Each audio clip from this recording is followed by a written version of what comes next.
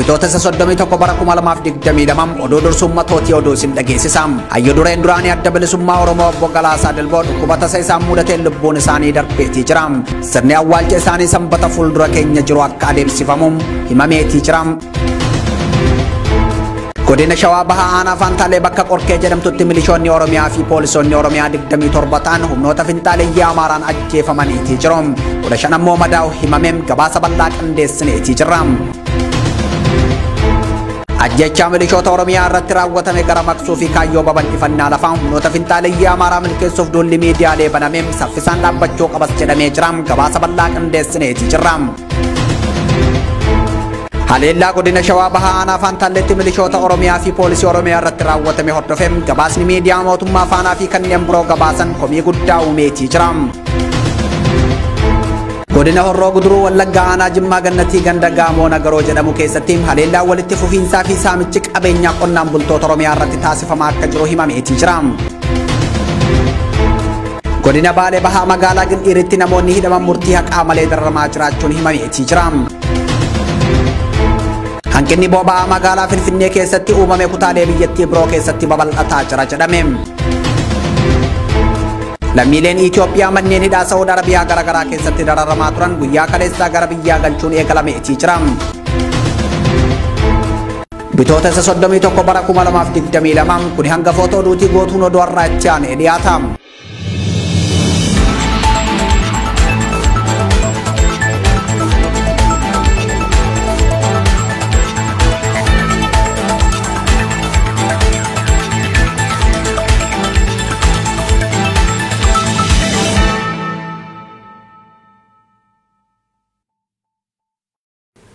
Ashama akkam jirtan kabajamtoota daawwattoota Oromiyaa Miidiyaa Neetwork oduu galgala kanaaf qabnuun isinitti himaa oduu waliin Annaimaa Umari.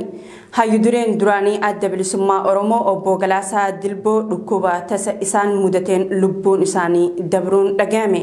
Obbo Galaasaa Dilboo adda bilisummaa Oromoo gaggeessuurraa hanga waraana bilisummaa Oromoo keessatti lolanii lolchiisutti uummata Oromoof kan qabsaan ta'u seenaan jireenya isaanii ni agarsiisa. Bara mootummaa ce'umsaa Itoophiyaa adda durummaan hirmaachaa turuu fi gaggeessummaa abaa'oo of harkaa qabaachaa akka turan himama. Obbo Galaasaan abaa'oon erga mootummaa ce'umsaa keessaa dhiibamee bahee booda waggoota 27f jireenya baqattummaatiin biyya ormaa jiraachaa turanii jiru. Bara 2018 injifannoo qeerrootiin gara Oromiyaatti kan deebi'an obbo Galaasaan turtii waggoota 3 dabranii keessatti kallattii dhuunfaa fi ijaaramaa itti amananiin hirmaannaa siyaasaa itti fufanii jiru.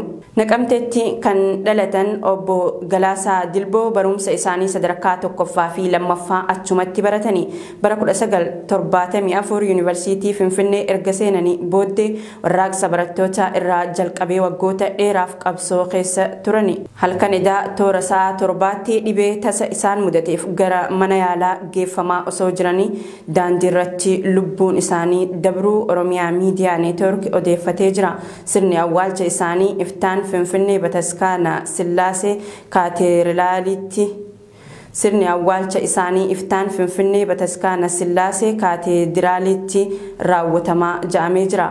Oromiyaa Miidiyaa Neetwork firoottan maatii fi jaalattoota isaanii maraaf jajjabina hawwa. Godina Shawaa Bahaa aanaa Fantaalee bakka Qorkee jedhamutti milishoonni Oromiyaa fi poolisoonni Oromiyaa 27 ol ta'an humnoota finxaaliyyii Amaaraatiin ajjeefamani 15 ammoo madaa'uun himame. Ajjechaa milishoota Oromiyaa irratti raawwatame gara maqsuu fi kaayyoo babal'ifannaa lafa humnoota finxaaliyyii Amaaraa milkeessuuf duulli miidiyaaleen baname saffisaan dhaabbachuu qabaas jedhamee jira. Muhammad Fantaalee bal'ina oduu kanaa akka armaan gaditti qindeessee jira. Godina Shawaa Bahaa aanaa Fantaalee bakka Qorkee jedhamtutti milishoonni Oromiyaa hedduun humnoota finxaaliyyii Amaaraan ajjeefaman. Jiraattonni Oromiyaa Miidiyaa Neetworkiif yaada isaanii kennan haleellaa dheengadda raawwatameen milishoonni godinichaa 27 ajjeefamuu ijaan argine jedhan.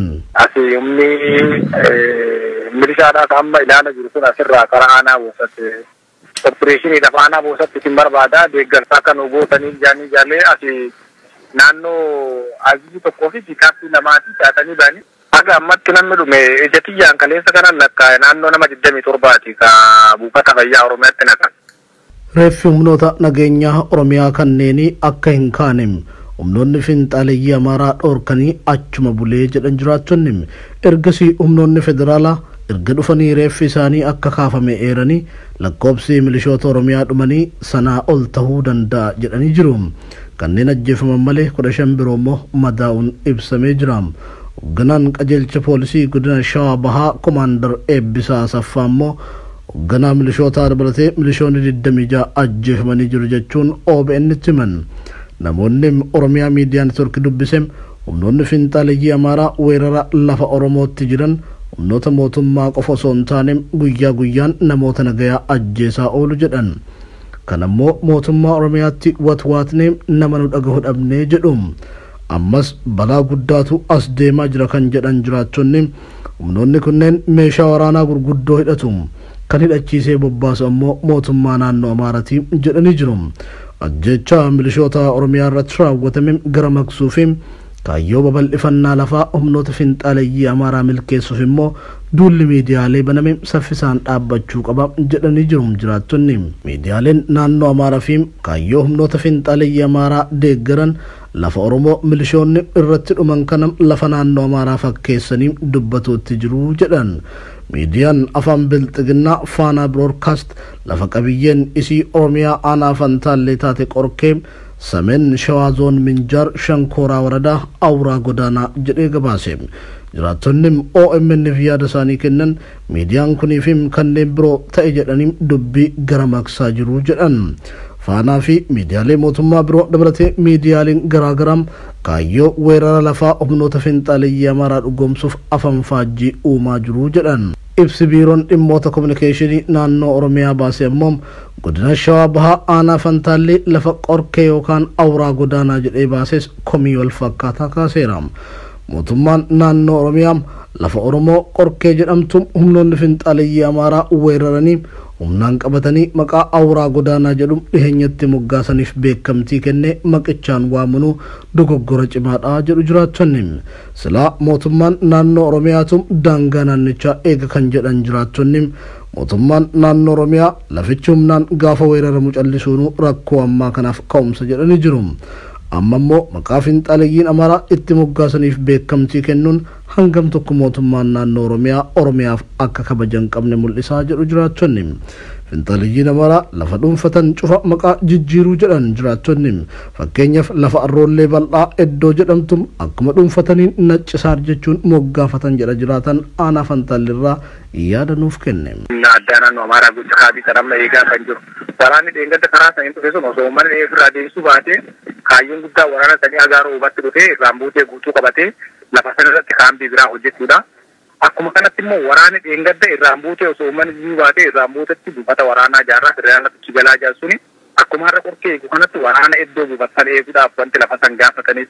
Ajjechaan kun akka raawwatamuuf kan haala mijeesse mootummaa naannoo Amaaraa fi mootummaa federaalatis jedha jiraatan kun jalqabumaa lafa qorkee jedhamtu kana humna waraana bal'aa kan qubsiisaa ture mootummaa federaalaa fi mootummaa naannoo Amaaraatti kan jedhan jiraattonni humni qubsiifame kun imaltoota adda addaa fi jiraattota naannichaa wayitii garaagaraatti ajjeesaa jiraachuu himu.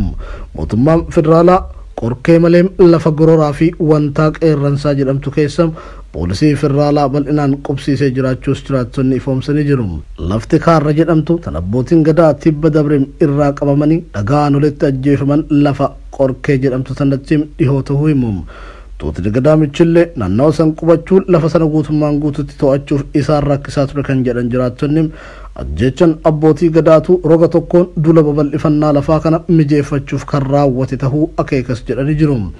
Akkuma lafa qorkee dhuunfatan gama lixa aanaa Fantaalleetiin lafa irraan buutee jedhamtu dhuunfachuun humnoonni finxaaleeyyii Amaaraa bal'inaan socho'aa turus addeessanii jiru. Humnoota kanneen horsisee bultoonni aanichaa ofirraa qolachaa jiraachuus addeessaniiru jiraattonni. Haaluma wal fakkaatuun lafa aanaa Boosatti Cirratti jedhamtus to'achuudhaaf humnoonni addaa naannoo Amaaraa milishaa fi faannoon Amaaraa qindoominaan socho'aa jiraachuu himu. Mootummaan naannoo Oromiyaa ta'e jedhee lafoota kanneen dabarsee kennaa kan jiru nutti fakkaataa jira jedhu jiraattonni. Lafti aanaa Fantaallee fi Bosat hedduun bulchiinsa mootummaa naannoo Amaaraatiin fudhatamaa jiraachuu jiraattonni himani. Jiraattonni Oromiyaa Miidiyaa Neetwoorkii fi yaada isaanii kennan duulli saamicha lafaa bulchiinsa mootummaa naannoo Amaaraatiin aanaa Fantaallee fi Bosat irratti raawwatamu cimee itti fufee jira jiru. Gama aanaa Fantaalleetiin lafti bulchiinsa mootummaa naannoo Amaaraatiin dhuunfatamte Malkaajiloo, Ulaagaa, Xininjii, Haroo Arbaa, Miccii, Haroo Diidaa, Qonyee, Qorkee, Arroollee fi kanneen biroo yoo ta'an gama aanaa Bosatiin ammoo Waadilee, Dudda Daalachaa, Foossoo, Gabaa Raadaa, Calaqaa fi Qilee Arbaafaa tahuu ragaaleen fudhanne ni mul'isa. Lafti aanaa Fantaallee gama baha aanichaatiin paarkii Hawaashiin, lixa aanichaatiin weerara fiinxaaleeyyii Amaaraatiin, kibbaan lafa shankooraa warshaa sukkaraa Mataaharaa fi warshaa Nuuraa Heeraan saamamee dhumee jiraattonni iyyataa jiru. Tibba dabree kana aanaa Bosat lafa cirratti jaamtu irratti aanaa Fantaallee ammoo lafa funyaan Waangaayyoo jaamu irratti lola fiinxaaleeyyii Amaaraa hawaasa nagaa irratti banteen. Bosat irraa namni 3, Fantaallee irraa namoonni 2 madaa'uun ni yaadatama. Gabaasaan kan Muhammad Fantaallee ture. Haleellaa godina Shawaa Bahaa aanaa Fantaalleetti milishoota Oromiyaa fi poolisii irratti raawwatame hordofee gabaasni miidiyaaleen mootummaa Faanaa fi kanneen biroo gabaasan komii guddaa uume. Miidiyaan mootummaa Itiyoophiyaa Faanaan bakka haleellaan humna fiinxaalessaa Amaaraatiin milishaa Oromiyaa fi poolisii irratti raawwate lafa aanaa Fantaallee Qorkee jaamtu Awuraa Godaanaa naannoo Amaaraa aanaa Minjaar Shankooraa jechuun gabaase. Gabaasaa Faanaa kana hayyoonni fi fayyadamtoonni miidiyaa hawaasaa balaaleffataa jiru. Siraaj Sabaaf yaadota fuula miidiyaa hawaasaa irratti kennaman qopheessee jira. Waggoota afran darban babal'ifannaa fi weerarri lafaa Oromiyaa irratti raawwatamaa jiru hammaatee jira. Humni fiinxaalessa Amaaraa hidhannoo hammayyaan deeggaramuun Oromiyaa lixam godinaalee akka Wallagga Baham, Horroo Guduruu Wallaggaa, Shawaa Lixaa fi Shawaa Bahaatti haleellaa weerara lafaa bu'uura godhate taasisaatii jira. Shawaan Bahaa aanaaleen akka Fantaallee fi Boosat aanota duulli babal'ifannaa lafaa humna mootummaa naannoo Amaaraa fi federaalaan deeggaramu faannoon weeraraman gidduutti argamu. Akka jiraattonni yeroo garagaraatti Oromiyaa Miidiyaa Neetwoorkitti himaa turanitti mootummaan naannoo Amaaraa humna qindaa'aa duula weerara lafaatiif qopheesse bobbaasuun lafa bal'oo aanaa Fantaallee Arroollee jedhamtu iddoowwan akka Borbor, Iddoo Guddoo, Iddoo Xiqqoo, Harooressa, Funyaan Waangayyoo fi Qorkee jedhaman irratti lolaan uummata dhiibuun naannoo Amaaraa jala galchuuf hojjetaatii ture. Bakkeewwan kunneen aanaa Fantaallee yoo taatu weerartoonni naannoo Amaaraa irraa babal'ifannaa lafaa irratti bobba'an lafa kana qabachuun taappellaa naannoo Amaaraa ibsu irratti dhaabbatu isaanii hawaasni Karrayyoo himataatii ture. Tibbana humni fiinxaalessa Amaaraa bakka kana mandheeffatee jiru haleellaa milishaa Oromiyaa fi poolisii irratti raawwachuu hordofee miidiyaan mootummaa Faanaa lafa qabiyyee uummata Oromoo kan naannoo Amaaraa taasisuun Shawaa Kaabaa aanaa Minjaar Shankooraatti haleellaa qaama hin beekamneen raawwatame jechuun gabaase. Gabaasni Faanaa kun qaama duula weerara lafaa fi eenyummaa Oromooti jechuun komii qaban ibsaa kan jiran hayyoonni Oromoo fi fayyadamtoonni miidiyaa hawaasaa qorkeen qabiyyee lafa Oromoo aanaa Fantaalleeti jechuun barreessaatii jiru. Hayyoota siyaasaa gabaasa miidiyaa mootummaa Itiyoophiyaa Faanaa hadheeffatanii morman keessaa tokko kan ta'e biyya Siwiidinitti barnoota saayinsii siyaasaa kan hordofaa jiru Yahyaa Bashir. Yahyaa Bashir dhumaatii milishoota Oromiyaa irra gahe ilaalchisuun yaada meetaa yookaan fuula Feesbuukaa irratti barreesseen miseensota milishaa Oromiyaa Qorkee irratti faannoon fixxeef kan itti gaafatamu warruma kaleessa abbootii gadaa Karrayyuu nyaate sanii kun ammoo humna addaa Oromiyaa poolisii milishaa fi raayyaa ittisa biyyaa keessa jiraniif barnoota guddaadha jedhe. Gabaasa miidiyaa mootummaa Faanaan qabatee bahee ilaalchisuunis yaada isaa kan barreesse namni dhimma siyaasaa Itiyoophiyaa itti dhiyeenyaan hordofu kun lafa Oromoo Fantaallee miidiyaan federaalaa kan Amaaraa godhee labsee jira. Noof hunduu tokkuma warra sirna kana mootummaa kenna jedhee dhama'eef anaha nyaatu jechuun barreesse. Mootummaan naannoo Amaaraa ibsa dhimma haleellaa kanaan wal qabatee baaseen haleellaan kun naannoo Amaaraa godina Shawaa Kaabaa aanaa Minjaar Shankooraatti humnoota hin beekamneen raawwate jedhe. Ibsa mootummaa naannoo Amaaraa kana ilaalchisuun qeeqa isaa kan barreesse Yahyaa Bashir mootummaan naannoo Amaaraa lafa Oromoo Oromiyaa Shawaa Bahaa jala jirtu aanaa Fantaalleetiin Sameen Shawaa zoon Minjaar Shankooraa waradaa jedhee yoo humnaan kan ofii godhatu argaa jirra. kun hojii manaa OPDO waggoota 4 darban itti quuncaatee hojjetteefiin as gaheedha. Dubbiin Faantaallee akkuma Walqaayit lafa falmisiisaa akka ta'utti tolfamaa ture jechuun haala deemaa ture barreesse. Miseensi koree gidduu koongirensii federaalaa Oromoo Lalisaa Huseen yaada dhimma kana irratti barreesseen dubbiin lafaa dubbii lafeetii erga jedheem duulli weerara lafaa fi eenyummaa Oromoo waggoota 4 darban Oromiyaa irratti seermaleessummaan raawwatamaa ture amma ifaan naannoo Amaaraatiif laatamaa jira jedheem. Yeroo dheeraaf lafa Shawaa Bahaa aanaa Faantaallee qorkee qabachuuf humnoonni mootummaa naannoo Amaaraa mobbaafaman faannoon hawaasa waraanaa turuu kan yaadachiise Lalisaa Huseen qubattoota naannoo Amaaraa irraa fidanii qubachiisaa akka turanis ibseem. Amma ammoo miidiyaan gibira ummataatiin hojjetum lafa Oromootan Amaaraa godhee gabaase jedheem. Kun ammoo duula weerara lafaa qofa osoo hin taane duula eenyummaa balleessuuti jechuun kan balaaleffate miseensi koree gidduu koongirensii federaalaa Oromoo Lalisaa Huseen ummanni Oromoo miidiyaalee akkasii irratti beeksisaa fi hojii kamuu hojjechuu hin qabu jechuun barreesseeti jira. Gaazexeessaan BBC ammayyuu itti aanaa waan ifa hin taane jechuun gabaasa haleellaan namoonni 26 itti du'an naannoo Amaaraa keessatti raawwate jedhu argaa jirra erga jedhee booda erga akkana ta'ee milishoonni Shawaa Bahaa naannoo Amaaraa keessatti rukutaman jechuudha. Daangaan naannoo Amaaraa daandii aspaaltii Jibuutitti baasu jira moo ajjechaa biraattu jira jechuun ajjechaa Oromiyaa keessatti raawwatameef maaliif naannoo Amaaraa akka jedhameef gaafate. Rogeessi miidiyaa hawaasaa Nabil Sufiyaan Biltsiginnaan Oromiyaa ga'umsa qabaannaan taappellaa jarri lafa Oromoo irratti dhaabde kana buqqisuu qabdi.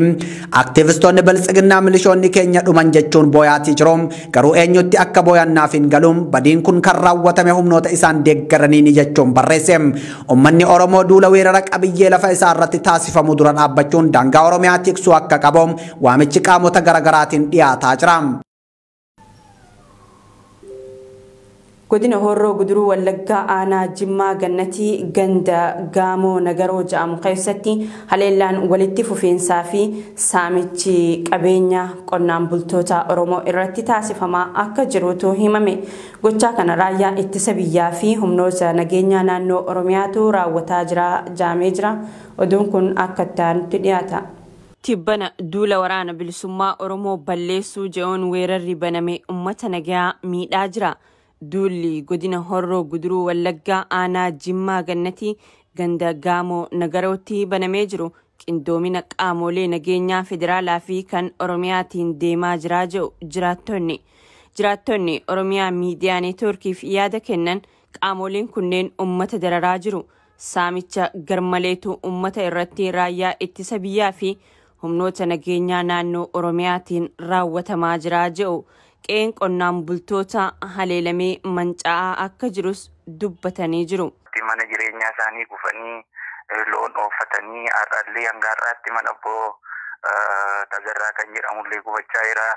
Loon hedduu oofanii gara magaalaa Shaambuutti fudhatanii deemaniiru. Yeroo ammaa kanatti jiraattonni gandichaa baqachuudhaan godaanaa jiraachuu isaanii dabalatee qabeenyi isaanii hedduun loowwanii fi horiin kan biroo humnoota mootummaa kanaan saamamaa jiraachuus maddeen keenya himanii jiru. Maatiin manni jireenyaa jalaa gubate hedduun karaa irratti kufanii jiru kan jedhu miseensi maatii miidhamtootaa dubbifne namoonni miidhamanis mana yaalaatti argamu. Mana gumitikoo akkuma sitti baay'ee waan sammuun jeeqameef mana yaala geessanii haala kam akka keessa akka jirtu amma maatii kiyya waan taateef bilbilaan hordofuu hin dandeenye namoonni bilbila achi kaasuu hin danda'ani. Dhimma kana qaamolee mootummaa naannichaa irraa mirkaneeffachuuf yaaliin goone hin milkoofne. Godina Baalee Bahaa magaalaa Gindhiiritti namoonni hidhaman murtii haqaa malee dararamaa jiraachuun himame. Namoonni hidhaman yeroo dheeraa lakkoofsisuu maatiin dubbatu Siraaj Sabaaf dabalata qaba. Maatiin hidhamtoota OMN bilbilaan dubbisee akka jiranitti waan ilaalcha sabboonummaa Oromoo calanqisiisaniif qofaaf hidhamanii murtii malee mana hidhaa keessatti dararamaati jiru. Namoonni kunneen qabata waraana bilisummaa Oromoo waliin hariiroo qabda jedhuun hidhamutu himama.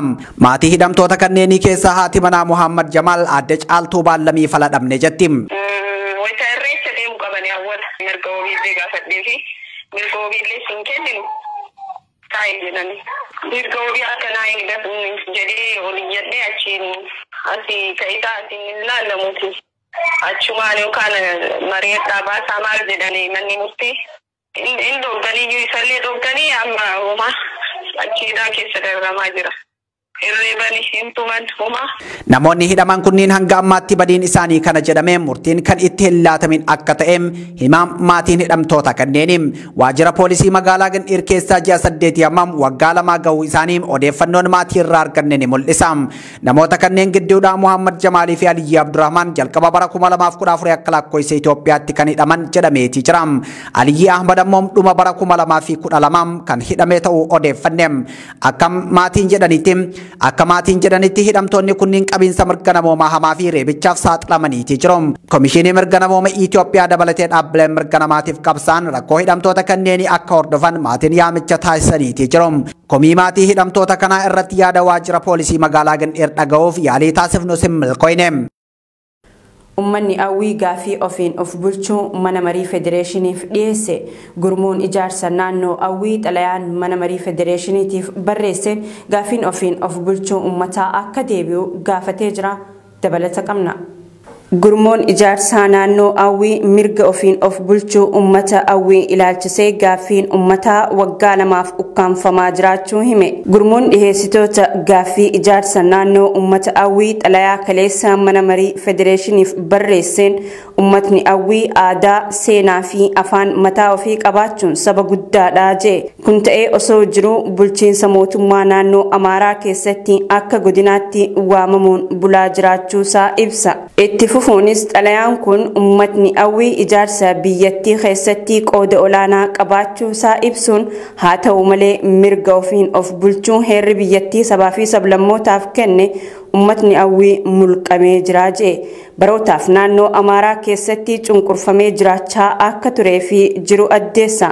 Gaafiin naannoo ta'uu ummata Awwii mana marii federeeshinii fi mana marii godina Awwiitiif waggaa 2 dura dhiheessuu yaadachiisa. Haa ta'u malee waggoota 2 dabraniif gaafiin keenya deebii osoo hin argatiin tureeraa kan jedhu xalayichi ummanni Awwii waggaa 2 guutuu gaaffii isaaf deebii qajeeltoo eegaa obsaan dabarsaa akka ture hima. Ammas bifa qindaa'aa ta'een mirga heerri biyyattii isaaf kennu mirkaneeffachuuf mana marii federeeshiniitiif gaaffii dhiheessee jira. Gaaffiin ummata agaw kun atattamaan deebi'uun naannoo Amaaraa irraa citanii naannoo of danda'e akka ta'aniif murtii atattamaa akka barbaadan gaafatanii jiru.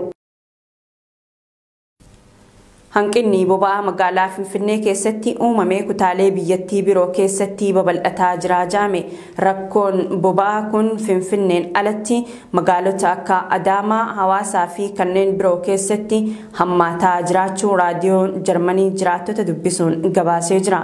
Deutsche Wellen akka gabaasetti rakkoo diinagdee uumameen cinatti hanqinni boba'aa kana kan hammeessaa jiru daldala kontirobaandii boba'aa kutaalee biyyattii adda addaa keessatti adeemsifamaa jirudha.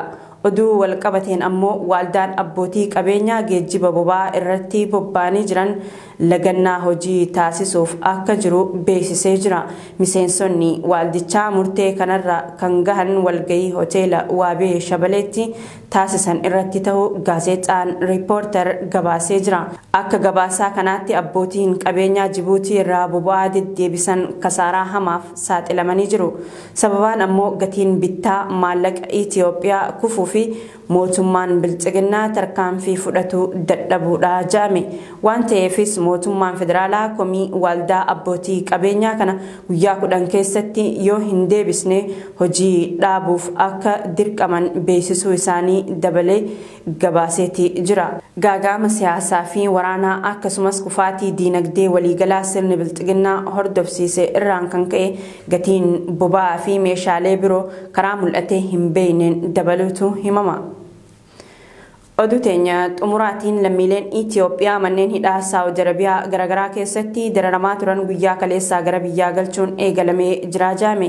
Lammiileen balalii xiyyaaraa jalqabaatiin gara Itoophiyaatti deebifaman irra caalaan isaanii dubartootaa fi daa'imman jaame. Wayita buufata xiyyaaraa Boolee idil addunyaa gahanitti simannaan qaamolee garaagaraatiin taasifamee fi akka jiru ibsamee jira. Akka gabaasaa mootummaatti lammiileen Itoophiyaa manneen hidhaa Saawud Arabiyaa garaagaraa keessatti keessatti dararamaa jiran 100,000 ol ta'u. Adeemsa gara biyyattii deebisuu jalqabaa kanaan balalliin 2 Finfinnee dhaqqabee jira. Lammiilee gara biyyattii deebifaman kanaaf magaalaa Finfinnee keessatti iddoon tursiisaa yeroo qophaa'e keessa kan qubsiifaman ta'uunis ibsameeti jira. Dhimma lammiilee manneen hidhaa Saawud Arabiyaa keessatti dararamanii Oromiyaa Miidiyaa Neetwoork irra deddeebiin gabaasaa turuun ni yaadatama.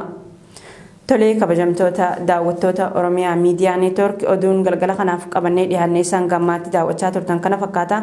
Oduu isinitti himuun isin faana tan turte Annaimaa Umari. Gama kiyyaan nagaatti isiniin jechaa qophiilee OMN tanneen hafanii waliin turtii gaarii.